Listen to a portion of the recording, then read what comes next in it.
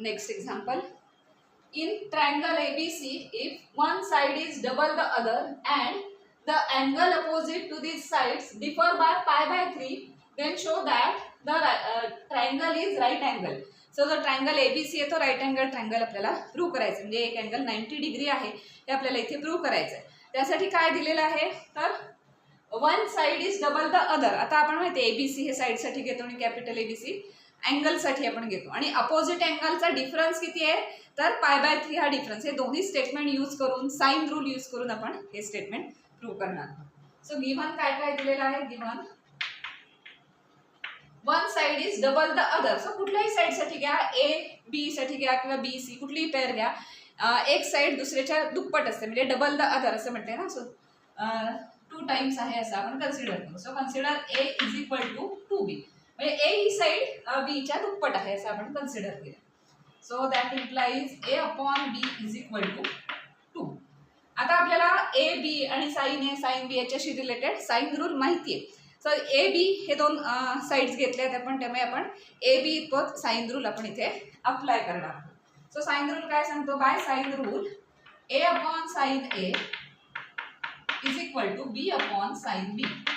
आता आपण फक्त A आणि B शी रिलेटेड घेतोय म्हणून is equal to C upon sine C आता लागणार नाही आपल्याला. म्हणून आता A अपॉन B ची व्हॅल्यू इथे दिली आहे, ह्याच्यावरून जर A अपॉन B ची व्हॅल्यू काढायची आली तर किती येणार. That implies A upon B is equal to हा साइन A इकडे जाईल, साइन B राहील कारण B इथे आला ना, साइन A तिथे गेला, sine A upon sine B is equal to किती व्हॅल्यू आहे. A अपॉन B ची व्हॅल्यू इथे 2 आहे. So is equal to 2. So त्याच्यावरून आपल्याला काय मिळणार आहे, साइन A ची व्हॅल्यू काढायची आली तर साइन B इकडे ट्रान्सफर करायला लागेल. That implies sine A is equal to 2 sine B. आपण इक्वेशन 1 म्हणून आपल्याला पुढे लागणार. सो साइन A ची व्हॅल्यू आपण हे सगळी जी इन्फॉर्मेशन दिली होती A is equal to 2B, त्याच्यानंतर साइन रूल वगैरे अप्लाय करून साइन A ची व्हॅल्यू इथे काढून ठेवली. आता अजून एक स्टेटमेंट दिलेलं आहे काय तर angles opposite to these sides differ by pi by 3. So small A च्या अपोजिट अँगल कॅपिटल A असणार आहे, स्मॉल B च्या अपोजिट अँगल कॅपिटल B असणार आहे. तर त्यांच्यातला डिफरन्स किती असणार आहे पाय बाय 3.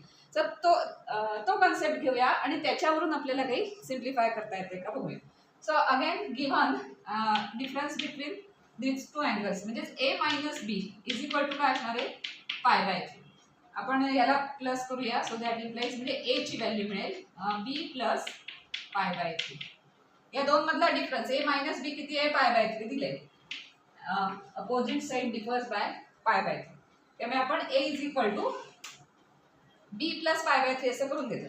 कारण काय इक्वेशन 1 मध्ये साइन A ची व्हॅल्यू आपल्याला इथे मिळालेली, इथे पण साइन A ची व्हॅल्यू आपल्याला फाइंड आउट करता येईल. ती काय त्यासाठी काय करावं लागेल, दोन्ही साइडला साइन ऑपरेट करावं लागेल आणि मग त्यावरून आपल्याला साइन A ची व्हॅल्यू मिळेल. म्हणून आपण A मायनस B न ठेवता A इज इक्वल टू जे काही टर्म्स आहेत त्या सगळ्या आणल्या. आता आपण याच्या दोन्हीकडे साइन ऑपरेट करू शकतो. So operating sine on both side, sine A is equal to sine of right साइडचा अँगल काय आहे B plus pi by 3, B plus pi by 3. पण sine of B plus pi by 3 असं direct sine B plus sine pi by 3 असं नाही लिहिता येत. याचा फॉर्म्युला माहिती आहे आपल्याला साइन A प्लस B चा, तर तो फॉर्म्युला इथे अप्लाय करूया. सो राइट साइड काय होईल sine A sine B cos pi by 3 plus cos B sine pi by 3. A आणि B ला अप्लाय करतो ना, इथे एक अँगल आहे B आणि एक अँगल आहे पाय बाय 3. सो त्याच्याप्रमाणे sine cos plus cos sine angle apply केलाय. आता जर नोन व्हॅल्यूज काय असतील तर त्या तिथे आपण घेऊया. Cos pi by 3, cos pi by 3 म्हणजे कॉस 60, पाय बाय 3 म्हणजे 60. सो 60 कॉस 60 किती आहे 1/2 आणि साइन 60 किती आहे √3/2. सो त्या व्हॅल्यूज आपण सबस्टिट्यूट करूया. So which is equal to sine B into cos ची 1/2 प्लस कॉस B आणि साइन याची व्हॅल्यू आहे √3/2. सो आपल्याला साइन A ची व्हॅल्यू मिळाली आहे ही. Therefore sine A is equal to काय मिळाली साइन B अपॉन 2 प्लस √3/2. आपण शक्यतो रिअल नंबर्स आधी लिहितो कॉस B. ही आपल्याला साइन A ची व्हॅल्यू मिळाली आहे इक्वेशन 2. आता इक्वेशन 1 मध्ये एक साइन A ची व्हॅल्यू आहे, इक्वेशन 2 मध्ये पण एक साइन A ची व्हॅल्यू मिळाली. या दोन्ही व्हॅल्यूज कशा ह्या दोन स्टेटमेंट्स यूज करून आपण या दोन व्हॅल्यूज काढलेल्या आहेत. आता जर सेम जो काही सेम ट्रायंगलसाठी साईन याच्या दोन वेगवेगळ्या डिफरंट व्हॅल्यूज मिळाल्याच ह्याचा अर्थ त्या व्हॅल्यूज काय असल्या पाहिजेत, सेम असल्या पाहिजेत, कारण एकाच ट्रायंगल बाबतीत बोलतोय आपण. त्यामुळे sine A is equal to 2 sine B is equal to this. त्यामुळे that implies from equation 1 and 2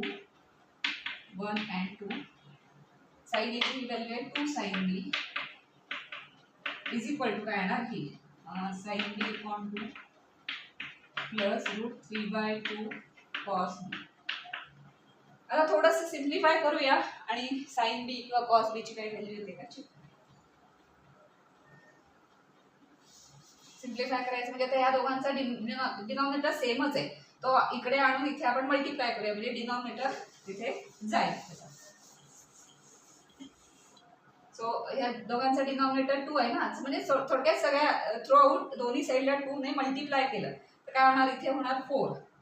so that implies 4 sine B आहे ना, 4 sine B is equal to त्यांचा डिनॉमिनेटर गेला म्हणजे काय आलं sine B plus √3 cos B. एवढंच राहिलं ना, कारण हा 2 डिनॉमिनेटर सेम आहे, तो सेम झाला, हा इकडनं मल्टिप्लाय केला, हा 4 झाला तर डिनॉमिनेटर गेला आणि त्या टर्म्स फक्त राहिले. आता हा 4 साइन बी आणि हे साइन बी अगदी एक्झॅक्टली सेम आहेत, कारण का अँगल सेम आहे ना, त्यामुळे त्यांची ॲडिशन सबट्रॅक्शन पॉसिबल आहे, त्यामुळे त्याला इकडे आणू. So that implies 4 sine B minus sine B इकडे त्यांना minus is equal to √3 cos B. That implies हे किती आला 3 sine B. 3 sine B is equal to √3 cos B. आता आपण sine B upon cos B किंवा cos B upon sine B करू शकतो, टॅनच्या व्हॅल्यूज आपल्याला माहिती आहे. सो कॉसला इकडे आणूया आणि 3ला तिकडे आणूया. So that implies sine B upon cos B इकडे आणलं इज इक्वल टू √3 अपॉन 3. म्हणजे किती होईल ते हे कॅल्क्युलेशन करायचं आलं तर √3 अपॉन 3 मीन्स किती असतं √3 इंटू √3, म्हणजे एक √3 कॅन्सल होईल त्याच्यात. That implies sine B upon cos B angle same आहे त्यामुळे आपण टॅन बी असं म्हणू शकतो. Tan B is equal to 1 upon हे गेलं ना कॅन्सल 1 अपॉन √3. मग आपल्याला आता काय मिळालं tan B is equal to 1 upon √3. आता आपल्याला याच्यावरनं बी ची व्हॅल्यू काढता येईल कारण हे स्टँडर्ड व्हॅल्यूज आहेत. सो 1 अपॉन √3 ही कुठल्या अँगलसाठी आहे टॅनच्या, तर 30 डिग्रीसाठी, म्हणजे π/6, कारण इथे आपण सगळं पाय भाषेत घेतलंय म्हणून π/6. सो π/6 या अँगलसाठी टॅनची व्हॅल्यू येते 1 अपॉन √3. सो बी ची व्हॅल्यू किती असली पाहिजे 1 upon √3. That implies B is equal to π/6 because tan 60 म्हणजे टॅन π/6 घेतलं की किती येणार, सॉरी टॅन 30 मीन्स π/6. π/6 घेतलं की किती व्हॅल्यू मिळते आपल्याला 1 अपॉन √3. त्यामुळे बी किती असला पाहिजे 30 डिग्री म्हणजे पायच्या ह्याच्यात म्हटलं तर π/6 आलं. पण आता बी हा अँगल π/6 असेल तर ए आणि बीचं रिलेशन आपल्याला इथे माहिती आहे. याच्या आधीच्या स्टेपमध्ये आपण बघितलं होतं की and also we know that A is equal to B plus किती होतं π/3. आणि बी ची व्हॅल्यू आता आपल्याला मिळाली इथे की बी ची व्हॅल्यू इथे जर सबस्टिट्यूट केली तर किती होणार π/6 प्लस π/3. सो इथे 2 ने मल्टिप्लाय करायचं आणि असं सगळं केलं की काय होणार आहे या दोघांची ॲडिशन येणार आहे π/2. ए ची व्हॅल्यू किती आली π/2 आली. आता ए जर π/2 असेल, π/2 म्हणजे किती 90 डिग्री. सो ट्रायंगल एबीसी मध्ये एक अँगल आपल्याला किती मिळाला 90 डिग्रीचा अँगल मिळाला. म्हणजेच काय असणार आहे जो दिलेला ट्रायंगल आहे तो राईट अँगल ट्रायंगल असला पाहिजे. तेच आपल्याला प्रूव्ह करायचं होतं.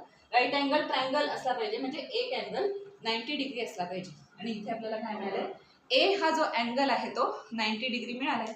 सो दिस ट्रायंगल शेवटी वाक्य लिहायचं फक्त की therefore this triangle is right angle triangle.